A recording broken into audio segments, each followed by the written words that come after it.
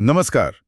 आज हम max brooks की एक बहुत ही दिलचस्प किताब वर्ल्ड वॉर ज़ी ज़ॉम्बी युद्ध का मौखिक इतिहास इस पर थोड़ी गहराई से बात करेंगे। हाँ, और ये किताब मतलब ये कोई सीधी साधी कहानी या नॉवल नहीं है। बिल्कुल नहीं, ये असल में एक तरह का कलेक्शन है ना?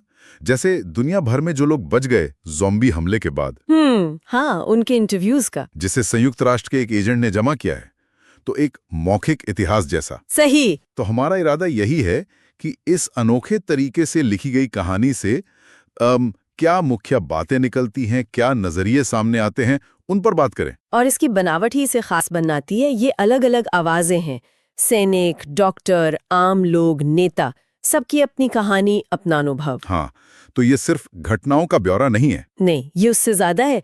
ये उस वक्त की भावनाओं को, लोगों के नजरिए को सहेजने की कोशिश है कि उन्होंने क्या महसूस किया। और जो महसूस किया वो अक्सर बहुत बहुत डरावना था। किताब में शुरू में ही जैसे सरकारों की नाकामी दिखती है हाँ, वो चीन वाला मामला, कैसे शुरुआत में बातों को दबाया गया और खुफिया चेतावनियों को भी अनदेखा किया गया। और फिर वो नकली टीका फैलेंक्स। अरे हाँ, फैलेंक्स, वो तो बहुत ही मतलब कितना खतरनाक था वो। एक झूठी सुरक्षा का एहसास दे दिया लोगों को। बिल्कुल, ये दिखाता है कि कैसे जानकारी छुपाना या गलत जानकारी देना संकट को और बड़ा बना देता है। सही कहा। मतलब जो सिस्टम बचाने के लिए बने हैं वो खुद ही खतरा बन जाते हैं कभी कभी। पर इसी में इंसान का वो दूसरा पहलू भी दिखता है, क्रूरता वाला। जैसे वो दक्षिण अफ्रीका की रेड कर योजना। उफ, हाँ, कितनी निर्मम योजना थी वो। कुछ इलाकों को बचाने के लिए मतलब लाखों लोगों को जानबूझकर मरने के लिए छोड़ देना ज़ॉम्बीज़ के सामने। ये सोचना भी मुश्किल है, क्या ऐसी चीजें नैतिक हो सकती हैं? खैर, दूसरी तरफ इजराइल जैसे देश भी थे। हाँ, उन्होंने खतरा जल्दी भांप लिया और फौरन अपनी सीमाएं बंद कर दी।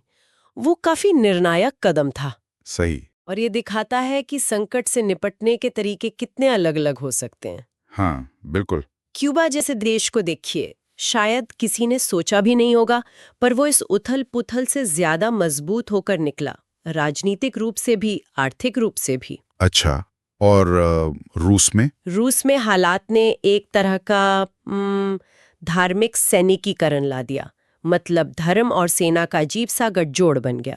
और उत्तर कोरिया, उनका क्या हुआ? उत्तर कोरिया का तो रहस्य ही है। पूरी आबादी जैसे गायब हो गई, सब अंडरग्राउंड चले गए, किसी को कुछ पता नहीं। बाप रे, ये विविधता वाकई सोचने पर मजबूर करती है। एक ही आपदा और इतने अलग अलग असर। हाँ, युद्ध की सच्चाई भी, मतलब जो हम सोचते हैं वैसी नहीं थी। जैसे वो योंकर्स की लड़ाई। ओहो हाँ, उसने तो सब बदल दिया। हमारे जो आधुनिक हथियार थे, टैंक, मिसाइलें, वो ज़ॉम्बीज़ की भीड़ के आगे एकदम बेकार साबित हुए। क्यों? ऐसा क्यों? क्योंकि ज़ॉम्बीज़ ना थकते थे न डरते थे, उन्हें गोली मारो वो बढ़ते रहते थे जब तक दिमाग पर ना लगे। हाँ, और वो पानी के नीचे भी मौजूद थे। पानी के नीचे भी। हाँ, तो लड़ाई का पूरा तरीका ही बदलना पड़ा, रणनीति बिल्कुल नई बनानी पड़ी। पर इसी तबाही के बीच कुछ ऐसे लोग भी उभरे जिनकी पहले शायद कोई खास पहचान नहीं थी। बिल्कुल, जैसे वो जो मोहम्मद का किरदार है, एक विकलांग व्यक्ति। हाँ, युद्ध के पहले शायद समाज उन्हें देखता भी नहीं था, पर युद्ध के बाद वो अपने समुदाय के लिए एक जरूरी रक्षक बन गए। उनकी जरूरत थी सबको। या वो जापान वाला कोंडो तत्सुमी, हाँ जो पहले हिकेकोमोरी था, हाँ, समाज से एकदम खटा हुआ। लेकिन लड़ाई में वो एक जबरदस्त योद्धा निकला। तो संकट कैसे किसी की भूमिका को, उसकी कीमत को पूरी तरह बदल देता है। सही। अगर हम पूरी कहानी का एक टाइमलाइन देखें तो शुरुआत चीन से हुई। फिर ये फैला कैसे?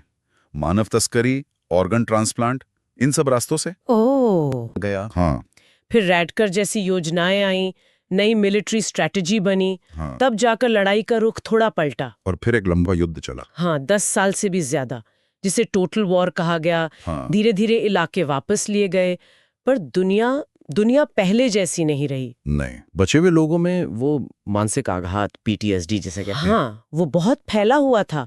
और खतरा, ज़ॉम्बीज़ का खतरा पूरी तरह खत्म भी नहीं हुआ था, वो अभी भी कहीं कहीं थे। कुछ बातें हैं इस किताब की जो दिमाग में अटक जाती हैं, जैसे वो इजरायली एनालिस्ट जुर्गेन वॉम ब्रुन, उसकी बात। हाँ, क्या कहा था उसने? कि ज्यादातर लोग तब तक विश्वास नहीं करते जब तक कुछ हो ना जाए। कितना सच है? बिल्कुल। या फिर वो व्हाइट हाउस का अधिकारी, ग्रोवर कार्लसन, हाँ। उसका कबूलनामा क्या था वो? कि हमें अमेरिकियों को सुरक्षित महसूस कराने के लिए पैसे मिलते थे, असल में सुरक्षित रखने के लिए नहीं। वाह, ये तो सीधी चोट है। और जो मोहम्मद का वो सीधा सा वाक्य, युद्ध से पहले मैं अदृश्य था, इसके बाद मैं आवश्यक था। तो कुल मिलाकर ये किताब सिर्फ ज़ॉम्बीज़ की कहानी से कहीं ज्यादा गहरी है। हाँ, ये असल में इंसान के बारे में है। संकट के समय हम कैसे होते हैं, हमारा नेतृत्व कैसा होता है, और जीने की हमारी इच्छा वो कितनी प्रबल और कभी-कभी कितनी क्रूर हो सकती है। बिल्कुल, ये दिखाती है कि कैसे एक भयानक आपदा समाज को बिल्कुल बदल सकती है। सही कहा। और अंत में ये एक सवाल जरूर छोड़ जाती है सोचने के लिए कि क्या इंसानियत इतनी बड़ी तबाही से सबक लेकर वाकई एक हो सकती है, बेहतर बन सकती है? या फिर जैसे ही संकट टलेगा, हम फिर से वही पुरानी गलतियां करने लगेंगे। ये सोचने वाली बात है।